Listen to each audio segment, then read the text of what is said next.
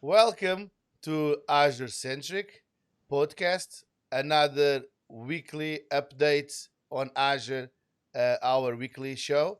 My name is Marcos Nogueira, and with me I have the beautiful and marvelous Andrew Lowes.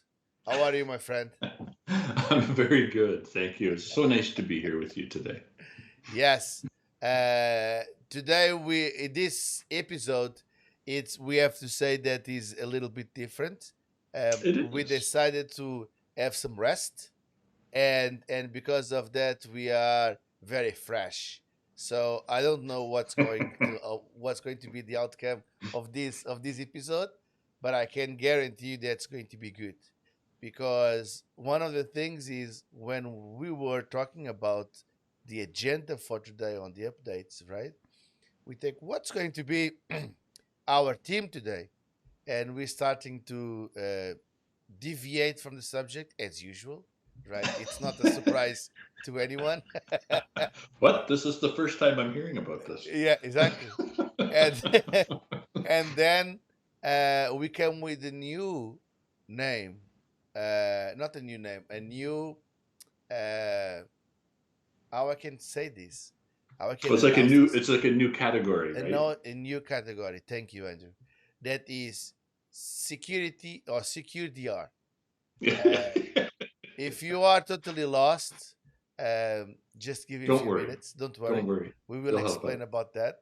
Um, but if you are new to the channel, okay, and now I click on my best button, don't forget to subscribe.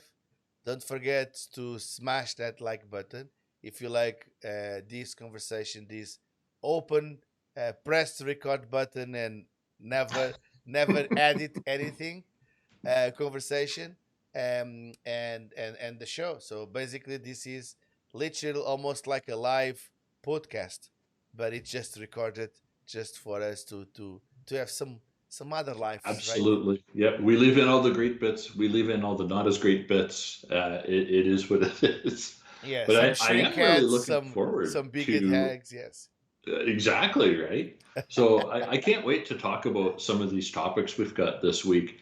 There's one in there in particular.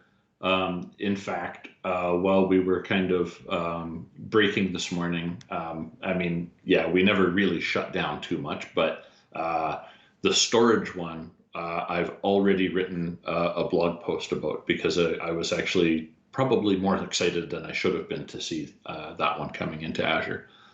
It's one we've all been waiting for, I know, and I think it's really great. Actually, It is. it's one of the security and response centers recommendations that we use for our on-premises storage, and it's something that's really relevant these days for recoverability, right? Absolutely. So, yeah, this secure DR, although we're being very creative with our category name, to say the least, I think it is actually quite applicable. It There's a is. lot of really good content around disaster recovery and security. So, what can you Absolutely. call that, right? Yeah. Secure DR. Yeah. It is. It is what it is. That's okay. But before we roll, I just want to thank you to everyone that is supporting the channel, that's supporting the podcast, that's supporting the show. It's been very humble on the last episodes. All of the support that you guys giving, and just continuing that to support that. Again, if you are new to the channel, don't forget to subscribe. That's Absolutely.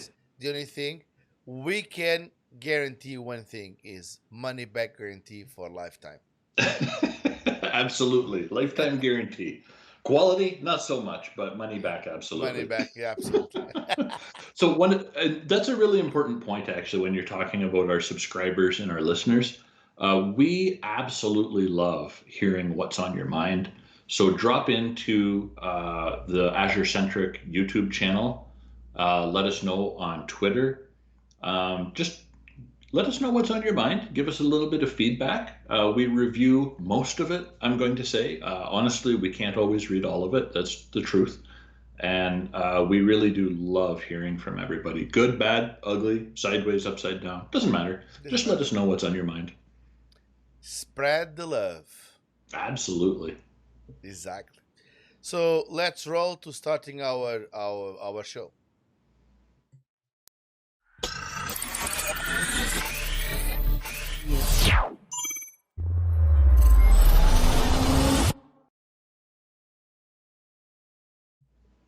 So welcome back, and let's jump to the first one.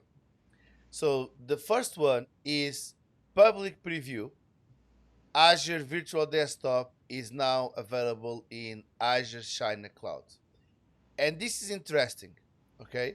Because this Azure Virtual Desktop was announced about 2 weeks ago, 2 episodes ago, something like that, right?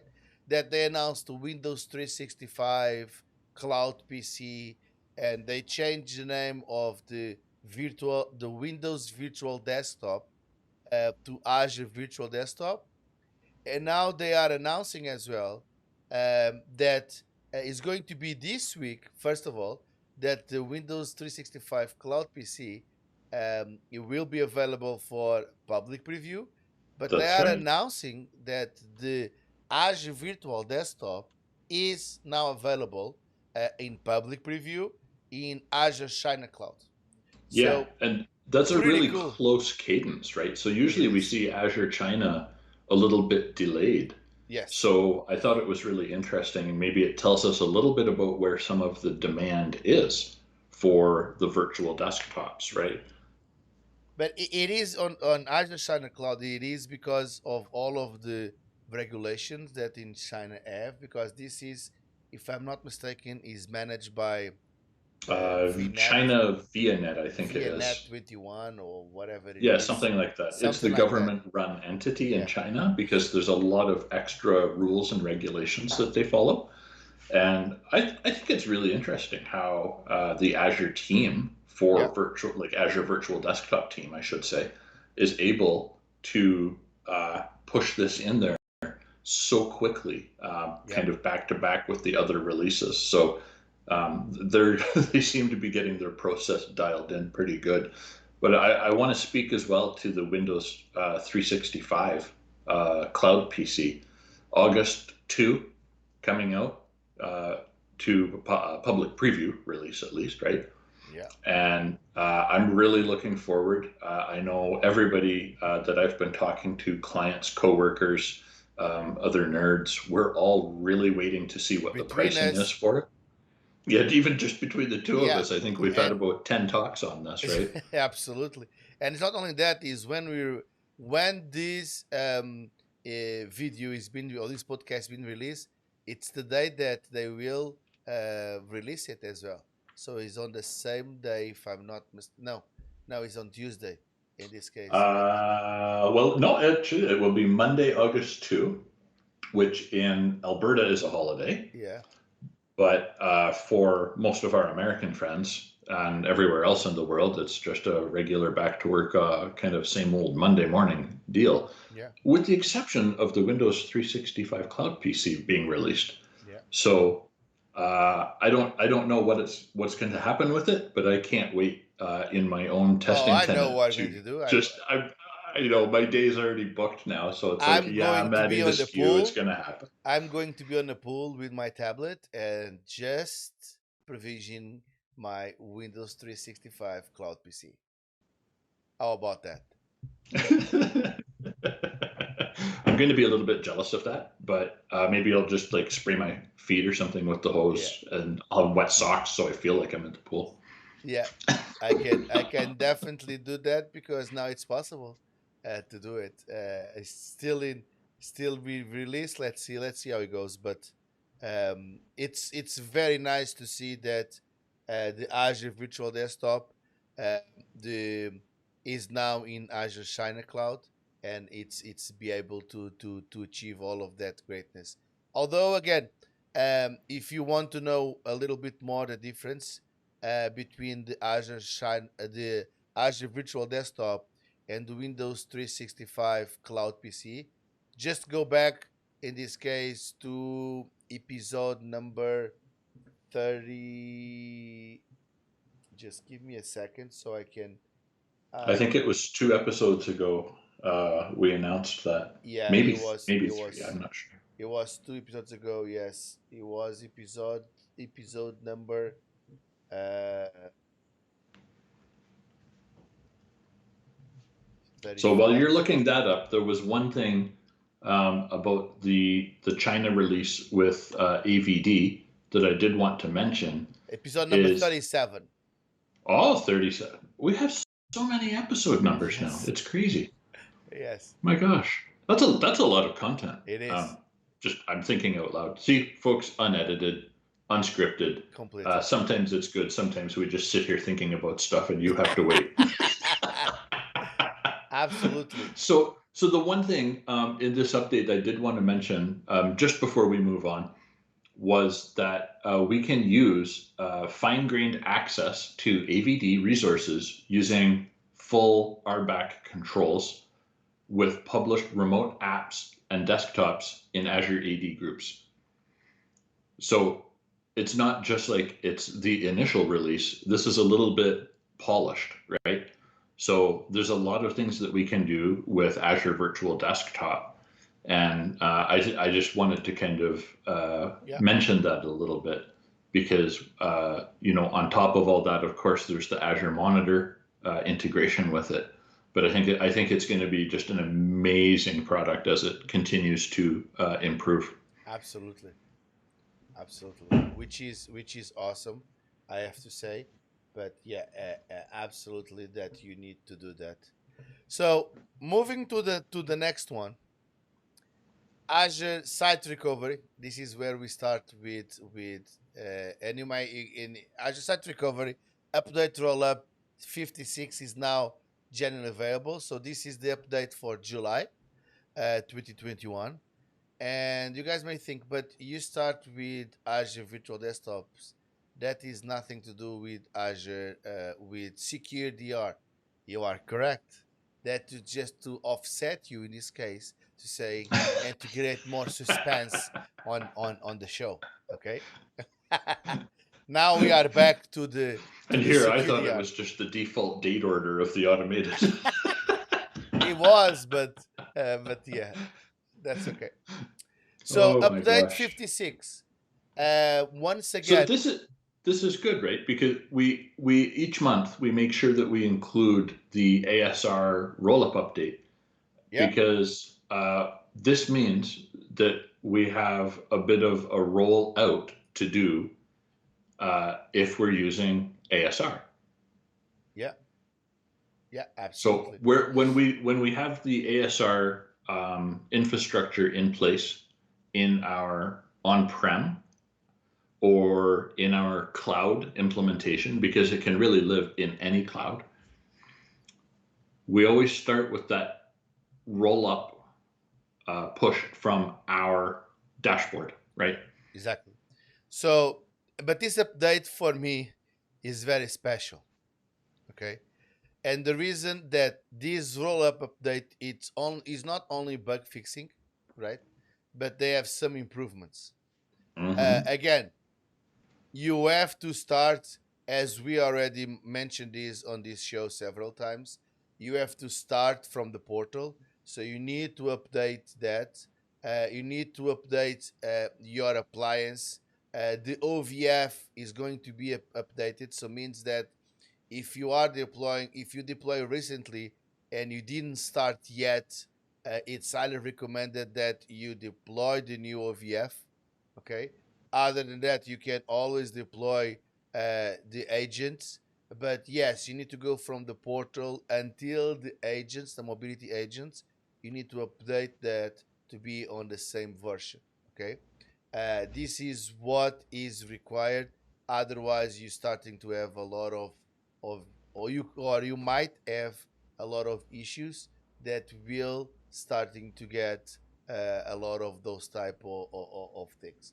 I don't want to focus on the issues right now, because what I want to focus is the improvements. Okay, first and foremost is faster. Okay, so what they say is enable replication and reprotect operations are 46% faster, which That's is massive massive. improvement. Okay, Yeah. because usually that first initial replication, right, is Oh, it always felt like it took forever. forever. And it's not only that. If you remember a few projects back when we do it, and sometimes you are adding disks, or you forget to put the disk, or you don't want to protect anymore a specific disk because it's a temporary disk, or whatever it is, right? You need to reprotect again. Yeah. And by reprotecting again, okay, it basically it was the possibility of, not the possibility, it was the only option was like uh just disable the protection and start over. With this Yeah, you had to reprotect do the operation, full yes, sync again. Yeah. with this reprotect operation is faster by 46%. I'm assuming that they are using what we already mm, uh, uh, uh, uh, uploaded, let's go this way, right? That we already synchronized, because 46% faster, there is a component, a variable here that is the internet. So the internet is exactly the same. So the only possibility that they are doing is they are doing, not the only, but the possibility that they are doing is either they are compression even more, right, to send less data, and Hmm. probably is one of the ways, or the other ways is they are reusing what we already starting to synchronize, to see if that is being done right. And if you reprotect exactly the same VM, everything that is being done, you're just doing the delta. I'm assuming that is that. I hope that is that. Either solutions works Well, I fantastic think for to you. get to 46% faster, you have to be doing some kind of Yes. block level analysis and retaining some of that cloud side data that's replicated. Yeah. So I think the other one that's in here that is really, let's say, on topic with our theme, right, Yeah. is of course the replication can now be enabled between any two Azure regions around the world. So now we're no longer limited to enabling replication within our own continent. So before, let's say yesterday, we had a limitation that if we were replicating from Canada Central, we could replicate to US data centers from Canada for our DR, but we could not replicate to, for example, Europe. Europe. Now we are able to do this, and this is really, really huge. So we both work with some really fun, I want to say, customers that they do have European or African operations, and it's important to be able to replicate across the ocean, right? So we have to create multiple time zones of DR within our strategy. So this is a massive improvement because you think about the amount of data like a large enterprise customer would be replicating between these continental sites, like US West all the way to Europe, right? And that's quite a lot of data to move between regions. Yeah, absolutely. Um, Absolutely, it is that, and it's not only that, because we have all of these regions, right? Be able to only be replicating inside of the same continent. Yes, sometimes it's more than enough, right? But in other times, especially on those global dispersed in the organizations, right, that we often work with them, that their presence is globally, um, they want to be able to restore, because they already have everything on other regions, like for example Europe, um Asia Pacific, APAC, a lot of those areas, right? Australia, for example, they have a lot of those that they want to use, not the same continent, okay, uh, but they want to be able to choose whatever they want to choose it, for example. And now it's possible. Okay.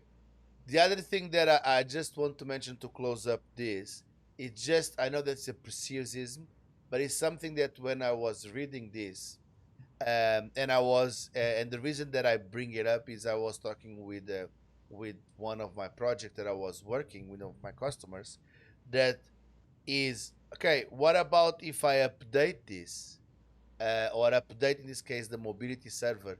Do I need to restart the server? Okay, and usually you don't. Although in this particular rollup, if you're coming from a very old version, okay, and you are updating now because you want to use this, depending on the version that you come, especially if you come on a version of the mobility that is the 925 to the 930, okay, there is a mandatory restart. Okay, just to give an idea, from the 929 up, there is a mandatory restart if the version is greater than 4. Okay. Right. So if you're at 925, you have to go to 9.29 and Yes. then you can upgrade to current at 9.30. Yes. In this case, it's not mandatory. But if you have more than 4 versions, okay, just be aware of that. The part that I didn't check it is how you can have access, I have to be honest, to the old versions because everything is coming from the portal. So that is a bit of a mystery to me, but I don't have hands-on ASR right now. So maybe one of our listeners or viewers could let us know on YouTube. So please weigh in with your comments on that. When you're upgrading from, let's say, N-5 Yeah. with ASR, do you follow the recommendation and upgrade to N-1 and reboot, then install the current version and reboot again so that you're good to go? Or how do you get that N-1 patch? Because from the portal, I don't remember multiple patches being available. So maybe that's changed. Yeah, absolutely. It's Absolutely. been maybe a day or two, let's say. Absolutely. Moving to the next one. General availability of ExpressRoute. 3 new peer locations available. So this we already talked about it a few times. Okay. Now in this case, ExpressRoute is announcing 3 locations: uh, Campinas, São Paulo 2, and Dublin 2. So which is awesome. These are in this case the locations that you are able to end your ExpressRoute circuit, okay, into enter into Azure. So now basically São Paulo, that has been growing fast, it will Mm-hmm. have 2 other ones. São Paulo 2 is a second one with another provider, okay, because it was with Equinix on Brazil South, and now you have the Tivit, in this case, that you can have it as well. That is the Brazil 2, and in Campinas, for example, that is with uh, a Sentry, if I pronounce or if I didn't murder the company, uh, with a Sentry that is on Brazil South as well. So all of those locations, especially in Brazil, they are going to Brazil South region, but we are adding more peers, Mm-hmm. in this case, for them to do it. In doubling though, it's with Interaction Dub 2, and is going again to North Europe. That is the same region that they have right now. Mm-hmm. So they will have another um, another provider to be able to going to Azure, which is good. Means that um, they are growing. They have, and right now they announced with this 79 global commercial Azure peer locations. which is massive. So Yeah, that is right. So 79 locations is quite a lot, yeah, and it's pretty amazing. What I know we've been lucky because we've been watching this grow over let's say last 6 months or whatever it is for 39 episodes apparently. But hey, wow, does that mean next week we're at 40 episodes? yeah, I think so. Wow, we're gonna need to do something special. We'll have to bring a party hat or something.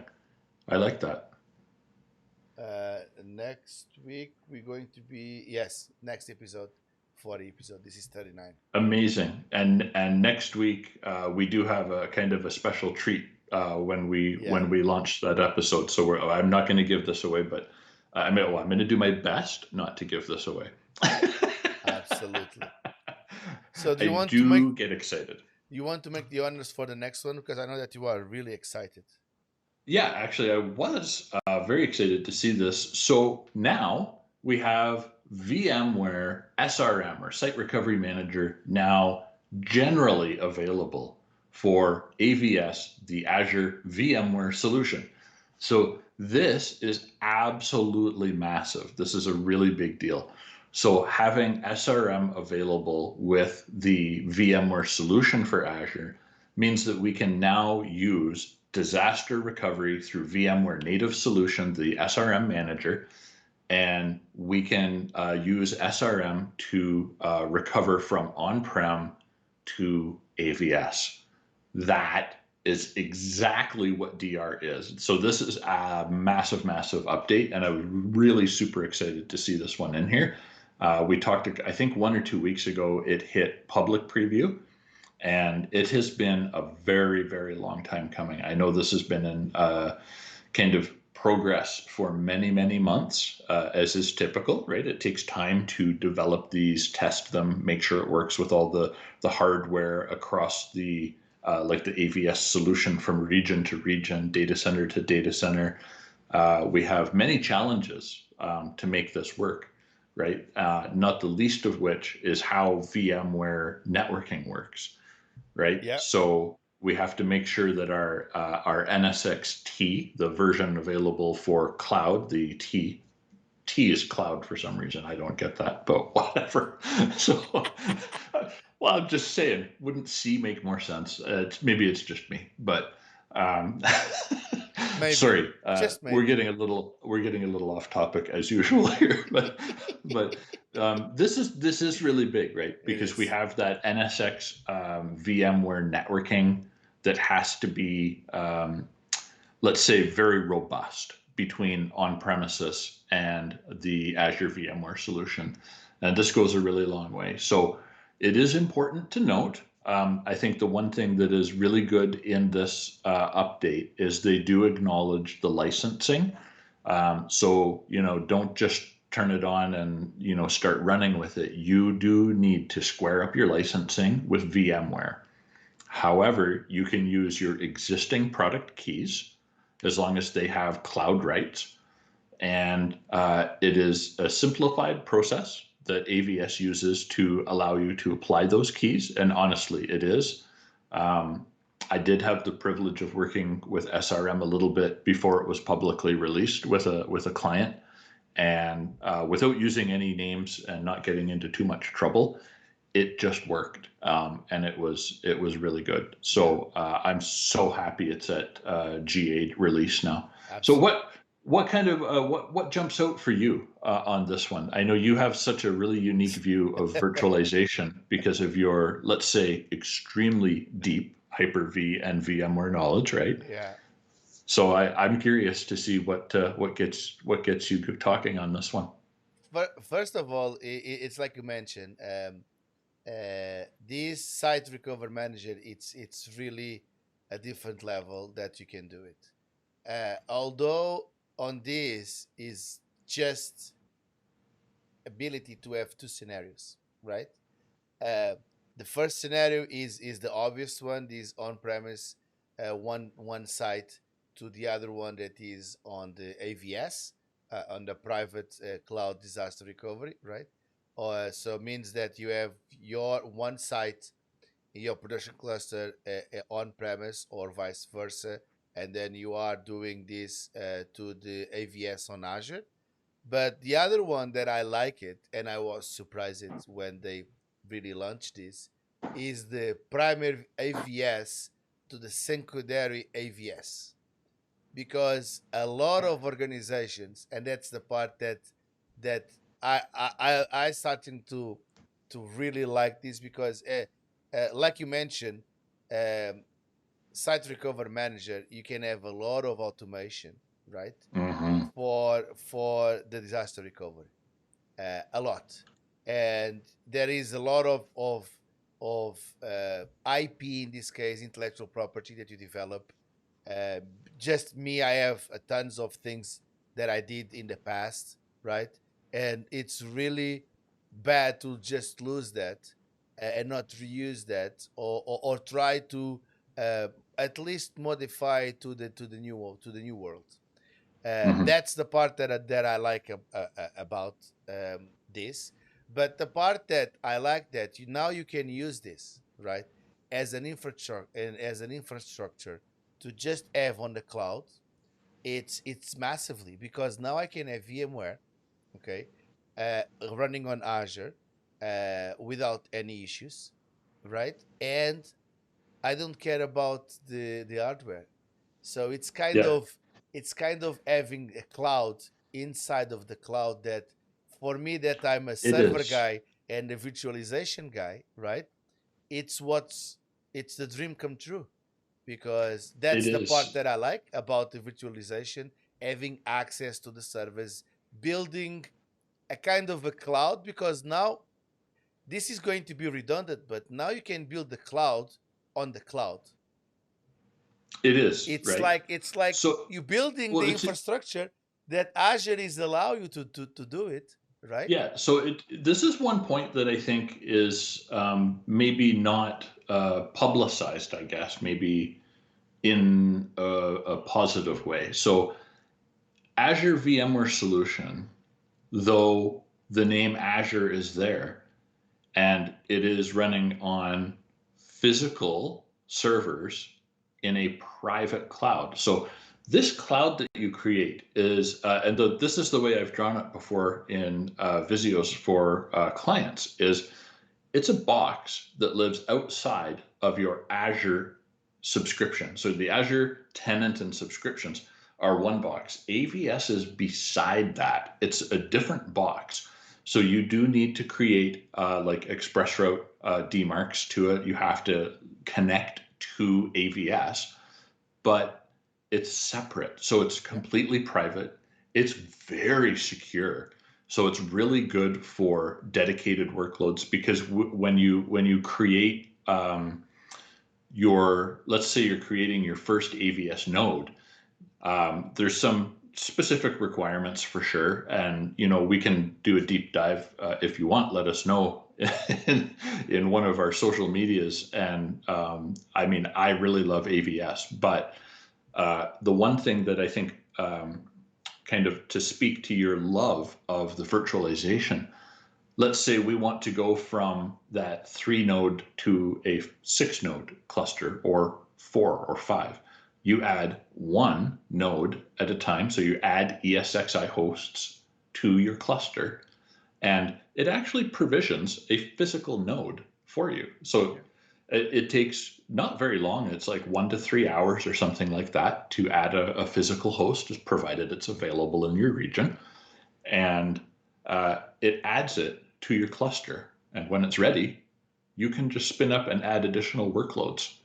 Like, that's absolutely amazing to me, because we now bypass like the on-prem way. The old kind of thinking way of doing this is, okay, so let's go get some costs. We have to buy some like hardware. So let's find 2 or 3 vendors that we can do it, get quotes, go to procurement, recommend our purchase, then they validate your. Yeah. It's all of that, and that's the part that I do love about this site recover manager. Cost, Yeah. right? Yeah, absolutely. That's the part that I love about all of this. It's like you are building the private cloud on the public cloud with the public cloud Yeah. mindset. It Yeah. just blows your mind because, like you mentioned, I don't care about any more servers if they are. So first of all, I don't care if I have or not space on my rack. I have no concern if they are connecting to a circuit of electricity or a power circuit or the other circuit. I don't care about Yeah, we don't have to worry about the physical pieces now. exactly. It's like it this kind.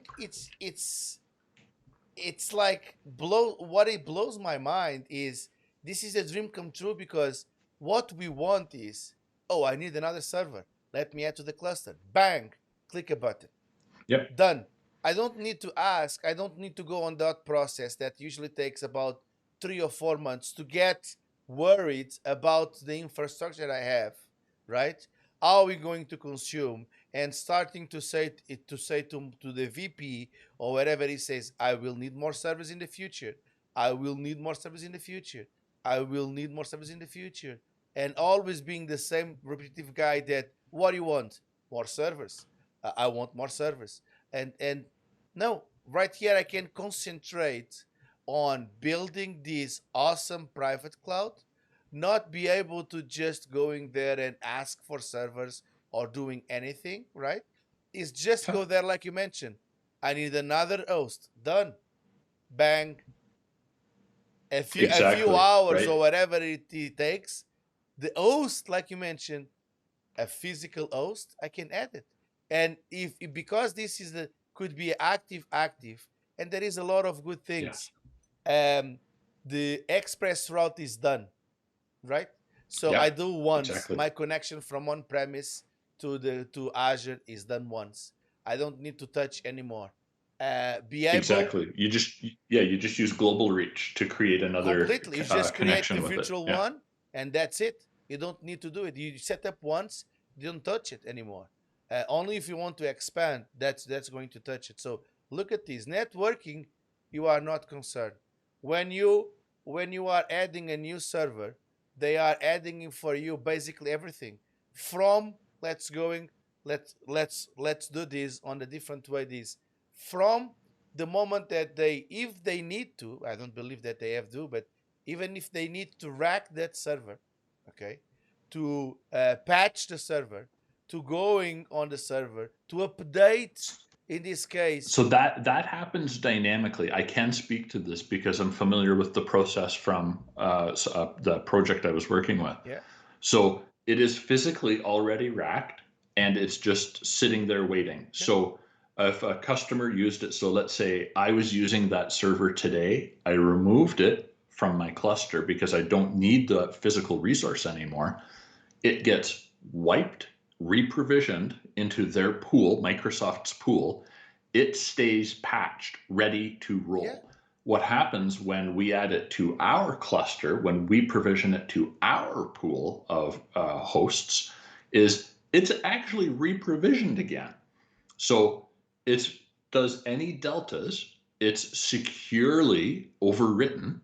The storage is like, like hard zeros, hard ones written, and then re-added. So that's what takes the time yeah, in the provisioning.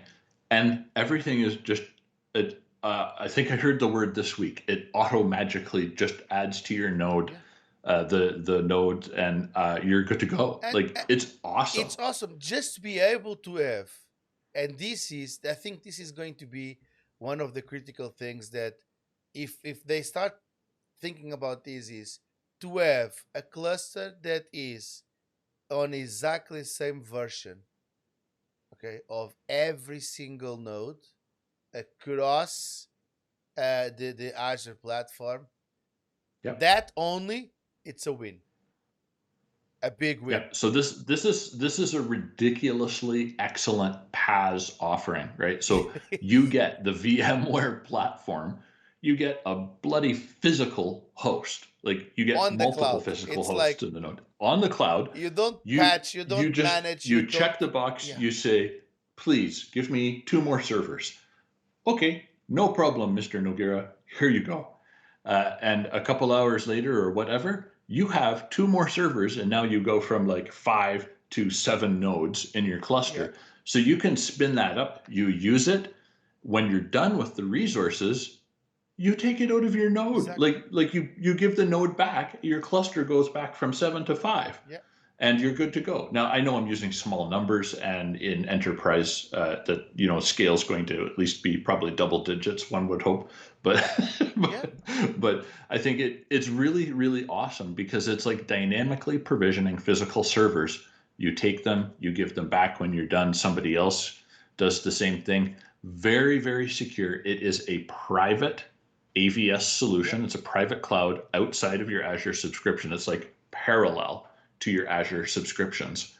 And I apologize. I know I get excited about some crazy stuff, but this is one of them. Yeah. And this is really, really good. So, It is, and it's one of the things that I have to say that I would love to have this possibility with Hyper-V as well, uh, oh, wouldn't that be amazing? because that will be.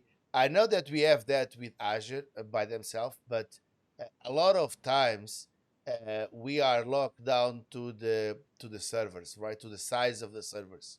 But be able Yeah. to have access to this, be able to create your own private cloud, in this case, not only with VMware, but with Hyper-V as well, because we have a lot of things going on as well. I know that VMware has been always since the beginning one of the preference or the preference in this case virtualization players.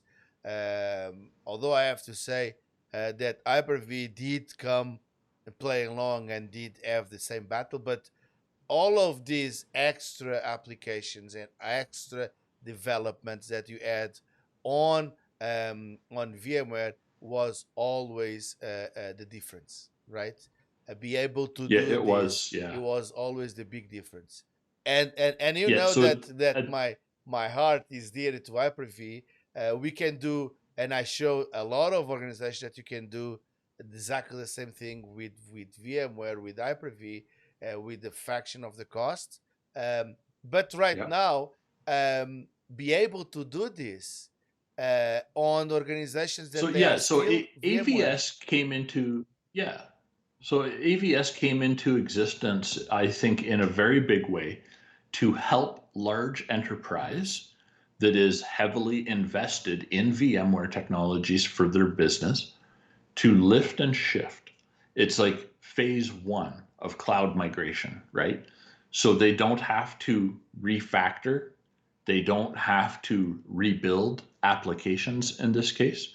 They just rehost. So it's just going from private data center to now your very own private Yeah, cloud in the Azure data center. So you get all that physical security, you get all that virtual security, you get the advantage of secure networking with ExpressRoutes. Like everything is really, really dialed in, completely. and it actually does work as advertised. I would never lie about that. So, like because I think you might know the guy who taught me a whole bunch about Hyper-V. And I am absolutely a fan. One of the things that I kind of have a bit of a reputation for with my clients is if they're using VMware, probably not for long if I'm coming in because because I do have a passion for reducing licensing costs and reallocating those budgets where we can take better advantage in many cases. Now, I'm not saying anything negative whatsoever about VMware. It's an awesome product and it has a lot of advantages as well. So it's really about what's right for the organization. Exactly. And if they've chosen to stay with VMware, then that's cool. We can also host VMware Solution in Azure. It's just so amazing to me. Physical hosts, your own private data center, and yet you have cloud scaling and expansion capabilities, so you can grow and shrink with the business demand. Yeah, It's yeah. I'm sorry. I know I'm talking at length about this one. I just get so excited about AVS. It's awesome technology. it is, and allows, like you said, organizations. to expand what they are doing, right? Because they already have um, that mindset and that internal IP. When I mean IP, it's intellectual property of developing Yeah. all of those processes. They already have the technical knowledge on to manage that, and that is where it's the difference a lot of time. It's not about, oh, you are running an old tool or you're running this tool and the other tool is way better than that and this. It's not like my grass is greener than my neighbor. It's not that. It's about like what is being productive, what is being Yeah. efficient for the organization, and how you can maintain and getting on there. Because if your solution does that, and you are happy and you are still um, growing and you are still on evolution of your and you are still performing good, why change is my ask. Is yeah, it could be other drivers like you mentioned, reduction of cost, because on the last 10 years that is the word of the moment, is reduce cost, reduce cost, reduce cost. Yeah. It's what I've been here for the last 10, 15 years, is to reduce cost. Sure, no worries about that. Let's reduce cost, but sometimes it's not possible. Sometimes the reduced cost is so disruptive for the organization that Yes.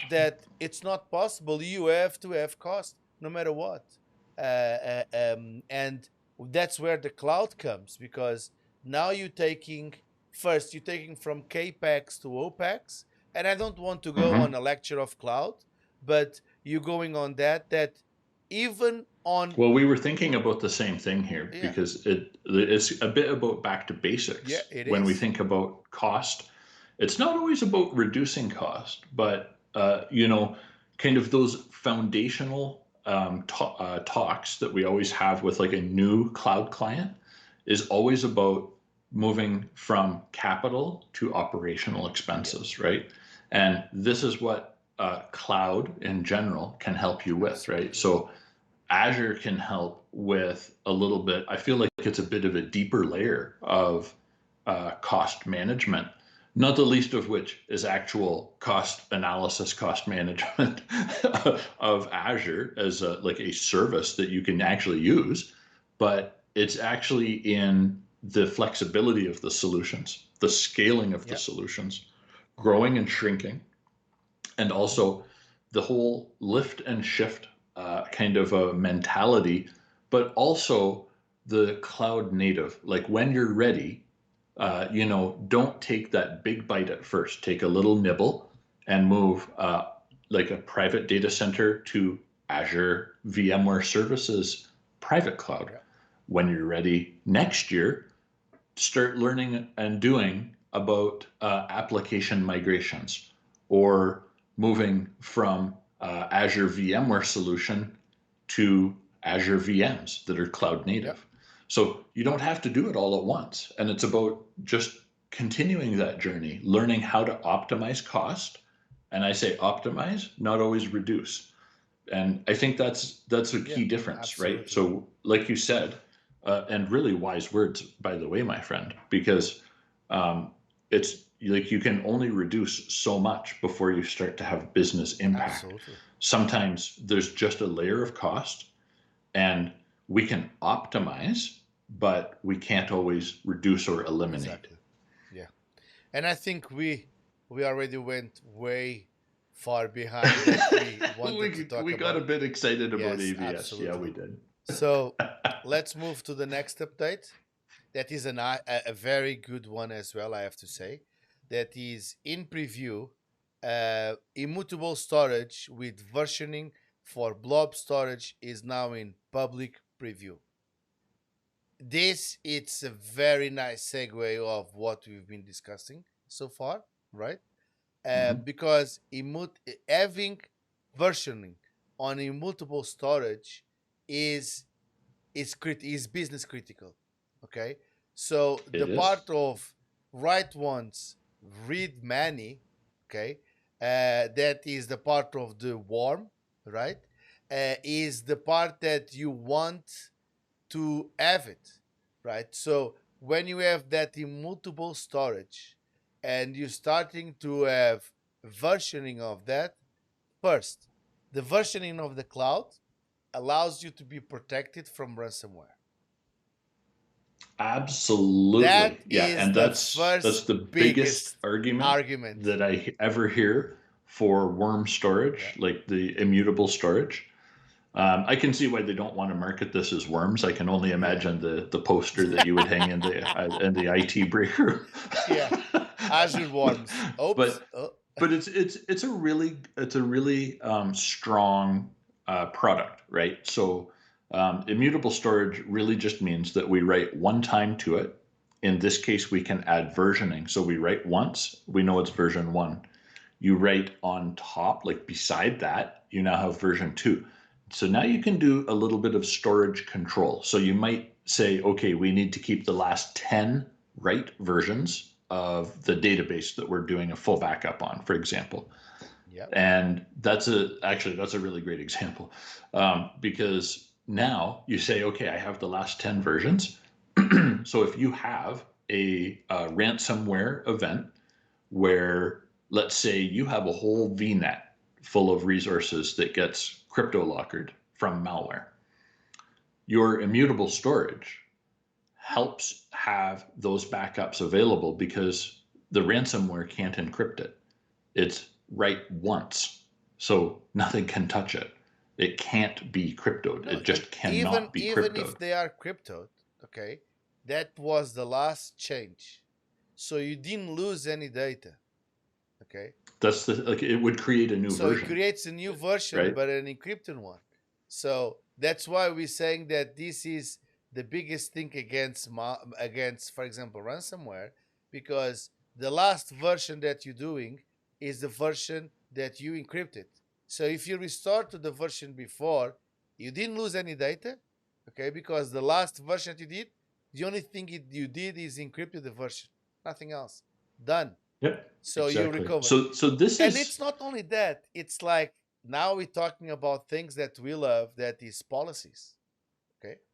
Because now we can have the immutability policies, right? That basically they are two. One on a time mhm. base, like you mentioned. So I have a time based policy, a retention policy to say that, okay, how long do I want to hold this? And this is massively because some of those you can do it on a legal way, right? Like if Mhm. you're a company, we've been on projects that they have this crazy retention policy of 30 plus years, right? That Yep. how are we going to do with the tapes that no longer have even the reader to read the tapes? You have the tapes, but how are you going to grab the information that is on the tape into something that you can see it if there is no more readers? Like imagine those that you have a VHS, right? You still need to have a VHS brand new on the box, right? To be able to put the VHS inside and be able to see that film, right? It's like, wow, 30 years ago, we're talking about probably some of those punch holes cards, right? Probably, I don't know. Yes, sir. Some Yes, five. sir. There's some Let's go interesting on the things, memory right? lane now, and those five Uh-oh. and a half diskettes. Do you remember those? The Yeah, floppy yeah. ones, I think it was. What is it? It's five and a five and quarter. a quarter Yep. or And five, yeah, the three and a and three half. and a That was half, the new improvement. yeah. Yeah. Compressed data, 1.44 Yes, megabytes. installing Windows Megabytes. was like 200 of those, like one of Oh, you 200. got a. I remember Bang, you when you bought it. bang. You got a box. Yeah, you got like a Oh box my with a god. sleeve of discs. The disc 17 of 62 or some crazy And thing. now something Yeah. like this, right? Something like this, that is Yep. 128. This one, it's like Takes care of the whole 128 thing. discs, right? The 1.44 or whatever it is. Uh, Yep. it's 128. It's fit on my hand. in the palm of your hand versus like hurting your back because you were trying to lift the case of Now, Can you imagine Windows 10 as a floppy disk oh my installer? God. But you know what? Every time that they launch that, a new version of Windows, there is always a Oh, post like that. So if you want to install yeah, Windows right now, you're going to be like one of 1,000 of those diskettes. yeah. Oh, exactly. It's so many. Like this, you think about the size of the operating systems, what we expect it to do, how big it is, but think about how it performs. Like Windows 11 versus like Windows 95 or Yeah, something, yeah, right? absolutely. And it's like night and day. It's so much faster, more responsive, easier to use. I'm not here to sell Yeah, Windows that's though. okay. Let's go back. Let's go Let's go back to let's this go to one. the next one So here. one was the time-based retention policy, and the other one, which makes totally sense, is the legal hold policy. So if you have Yeah, that, it's just a policy that you enable, and bang, every single version you have of that data legal hold. Yeah, will be there, which is and that I did read that policy's free to put yep, on. Yeah, the storage, of course. Let's maybe call that out. Storage is never no, free, but it's not that bad. Like cost of storage is really cheap in Azure, honestly. yep, But the putting the policy on is free, and that really is Microsoft telling us we want you to use this. And I think the immutable storage is just a huge yeah, advance. Having it available in Azure is going to be a game changer for absolutely. a lot of companies. Although one of the last thing about this public preview, it's only available in 4 regions: Canada Central and And Canada East, Canada. woohoo, and France Central and France South. So it's Yep. only available on this 4 region, and again, Canada on the verge of the public preview on Azure. So we can do this, and it's been a little while. My français is not so great anymore, but because we can speak to both countries where this is available in one statement, c'est bon. I know, very simple. it is. It is very simple. Moving on to the next one. Start VM on the Connect capability on Azure Virtual Desktops now enters availability. Finally, I have to say, it was something that we anticipated a long time. Okay, Yeah, I feel because like this one was this in goes preview with for that. quite a while. Yes, those that this in this case feature goes with optimizing the cost. Okay, Yes. so what does this feature mean? Means that when you are on the old Windows Virtual Desktop or the new Azure Virtual Desktop, they change the name, right? Uh, Mhm. when you are remote desktop to your VDI, when you click connect, okay, even if you have a server or in this case what's called a dedicated pool or dedicated hosts, you are starting that VM. When you disconnect, it will stop the VM. So what does that mean? Means that the when you are in this case not using the VM is stopped. Okay, so means that you are not paying for that VM. You are That's only correct. paying for the storage. As we mentioned, the storage is always been have a cost associated, although very small. Not the compute cost is going to be taken off. So this is great because now I can start creating some, even if I have some pools of VMs, right? I can literally create pools by not notification, but by time zones. Okay, for example, and now I can address that the part of the design.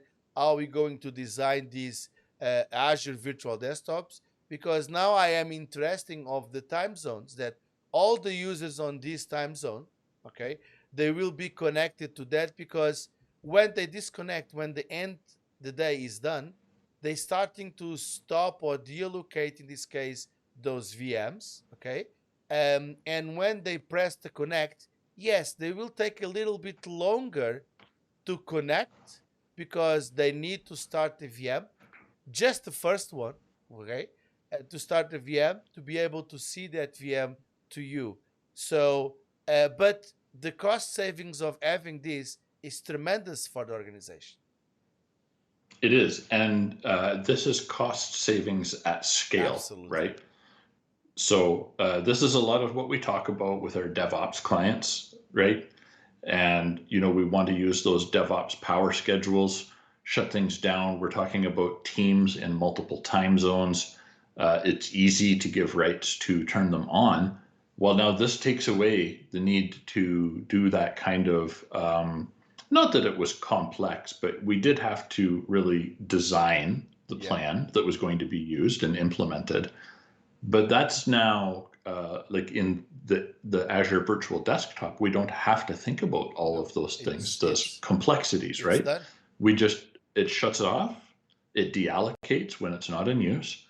When I connect back to my VM through RDP, it will just have a please wait with probably like a nice little pretty circle or something that moves around. And maybe 5 or 10 seconds, I bet it is all it takes. I bet you that's what I saw in preview for me was just a little please wait, and then boom, just like that. All of a sudden, your login is there. So that's pretty amazing for cost Yes. optimization, right? Because you imagine if you have like, um, and I mean, a company of maybe 500 or 800, this would really help quite a lot. But imagine if you're paying the bill for a very large Yeah. enterprise where you may have thousands and thousands of users on Azure Virtual Yeah. Desktop. And this is going to save you very significant It money does. that you can then, like we always say, it's about cost optimization, Yeah. right?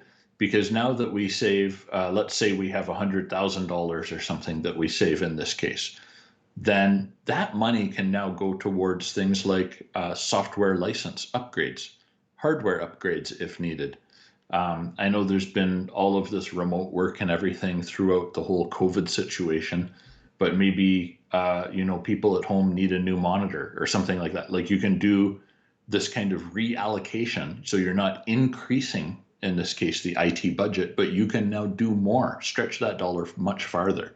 So it's pretty cool what you can do with this stuff now. It is, and the good thing is it validates. First of all, it's not using all the time. Okay, so the part of shutting down or putting on idle, you need to configure that part.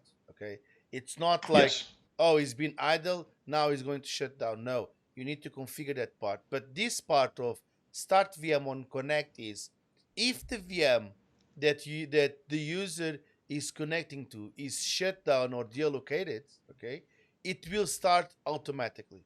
Okay, because then you can configure that on the pool.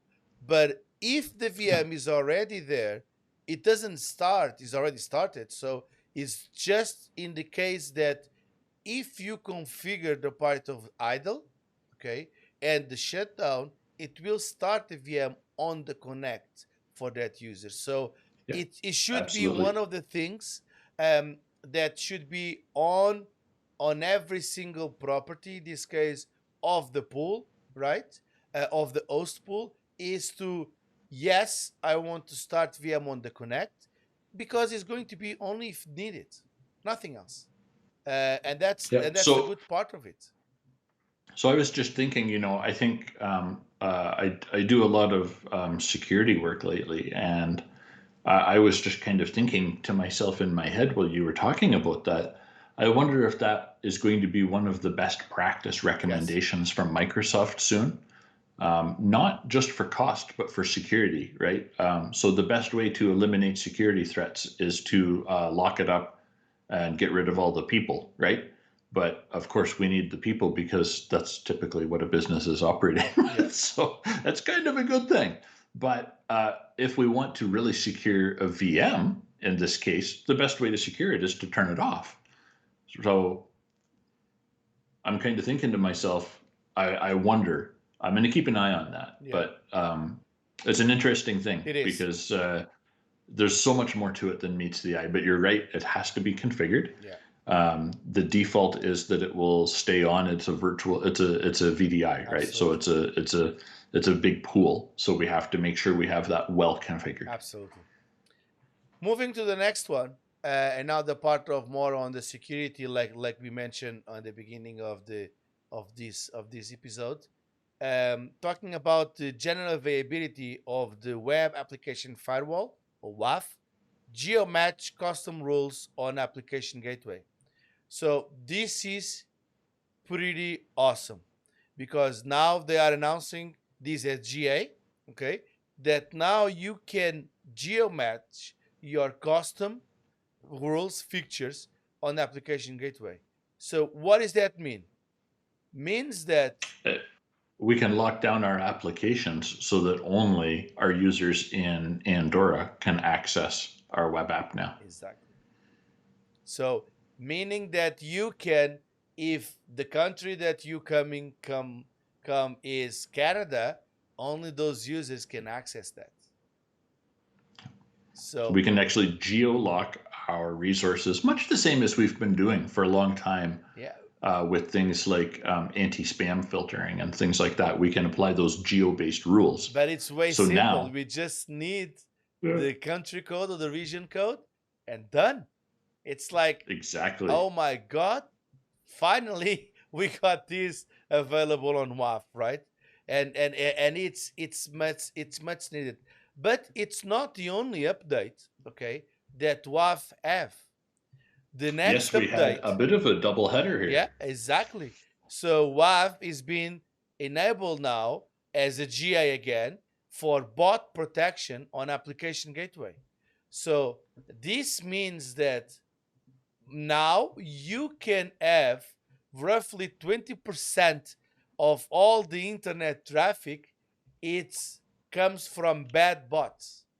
So if you want to protect your, in this case, application against those bots, now you have it with WAF. Yeah, absolutely. So this feature blocks all the known malicious IP addresses. Yeah.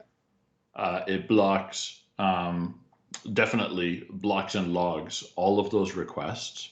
And you can build additional bot rules, but you turn on the bot protection. And this is really using Azure AI because as the threats are identified, it's added into the rules, and now you have protection, and it just happens automatically. And this is really, really great improvement. And to have it go to GA is just awesome, right? And they can, if you are already using the OWASP, right? They can play very, very well alongside with OWASP, the current rules that you have it. You just need to be on, if I'm not mistaken, the 2.29, 2.2.9, the 3.0, and the 3.1 in this case. And basically, it's there. Or you can just add the new rule that is, like you mentioned, managed by the Microsoft Threat Intelligence, for, in this case, the Defender, the AI, that is the Microsoft underscore bot manager rule set 0.1. That does all of that for you. So meaning that when you are enable this and you enable all of those rules, if all of those, for example, either the OWASP or even the Microsoft Threat Intelligence, right? They will be updated, and you will be way more secure on that, which is awesome, I have to say. Exactly. Yeah. And this is a really big improvement and so easy to enable, right? Like Microsoft Threat Intelligence does all the hard work. Absolutely. We check a box and save. Yeah, basically. I could not say even better than that. So saves a lot of time, a lot of headaches to protect your applications, right? Exactly. With that, we come sadly to our end of our podcast this week. I know it's been an amazing one. We've been a very, very good discussion about a lot of those topics. I hope that you guys like it.